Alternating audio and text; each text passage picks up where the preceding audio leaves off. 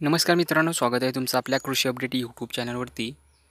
सुरुवातीला बातमी येत आहे पावसासंदर्भात. विदर्भामध्ये पुढील काही दिवस मुसळधार पाऊस पडण्याचा अंदाज हवामान खात्याने दिलेला आहे. कोणत्या परिसरामध्ये पावसाचा अंदाज आहे जाणून घेण्यापूर्वी आपल्या कृषी अपडेट यूट्यूब चॅनलला सबस्क्राईब करून शेजारील बेल आयकॉन प्रेस करा. गेल्या आठवड्यात विदर्भात पाऊस पाहायला मिळाला होता. याउलट सध्या विदर्भात उकाडा वाढला आहे. तर पश्चिम महाराष्ट्र आणि उत्तर महाराष्ट्रातील वातावरणात कमालीचा बदल पाहायला मिळत आहे. प्रामुख्याने पुढील 48 तासामध्ये पश्चिम महाराष्ट्रातील सातारा, सांगली, कोल्हापूर, सोलापूर, नगर, मराठवाड्यातील औरंगाबाद, बीड, धाराशिव या भागामध्ये पावसाचा अंदाज आहे.